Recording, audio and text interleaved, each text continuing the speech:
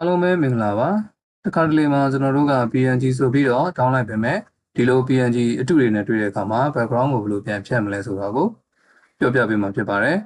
ဆိုတော့ပထမဆုံးအနေနဲ့ကျွန်တော်တို့ကဒီ background ကိုအဖြူရောင်ဖြစ်အောင်ပြောင်းပေးရမှာဖြစ်ပါတယ်အဲ့တော့ကျွန်တော်တို့ဒီမှာ image တွေကနေပြီးတော့ adjustment တွေကနေ replace color တွေကိုဝင်ပြီးတော့ဒီစုပ်တန်လေးကိုယူမယ်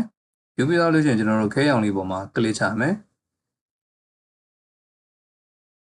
ပြီးရင် light net ကလေးကိုကျွန်တော်တို့ background လေးဖြူလာတဲ့အထိကစားပေးလိုက်မယ်အဲ့တော့ကျွန်တော်တို့ဒီမှာအမဲရောင်လေးကနည်းနည်းကြံနေတယ်ဆိုတော့ဒီပေါ်မှာ fuzziness ဆိုတာလေးရှိတယ်ဒါလေးကိုတော့ကျွန်တော်တို့နည်းနည်းလေးနည်းငယ်ပဲကစားမယ်ဘာလို့လဲဆိုတော့ product ပေါ်မှာကျွန်တော်တို့အဖြူရောင်ပါနေတာဖြစ်တဲ့အတွက်သူကလိုက်ပြီးတော့ကစားနေတာဖြစ်တဲ့အတွက်ကျွန်တော်တို့ထိန်းသိမ်းသိမ်းလေးကစားပေးမယ်ပေါ့နော်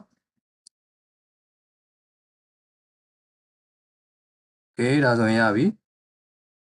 Okay ဒီအနေထားမှာဆိုလို့ရှိရင်တော့ကျွန်တော်တို့ကြိုက်တဲ့နည်းနဲ့ selection ပေးလို့ရပါပြီတကယ်လို့ကိုက design ထိုင်နေတယ်ဆိုလို့ရှိရင်တော့ပန်တူးလေးနဲ့သူ့ကိုလီးတာအကောင်းဆုံးပဲပေါ့နော်အဲ့ကျွန်တော်ကတော့ဒီမှာလည်းကူကူပဲဒါလေးနဲ့ selection ပေးလိုက်မယ်ပေါ့နော်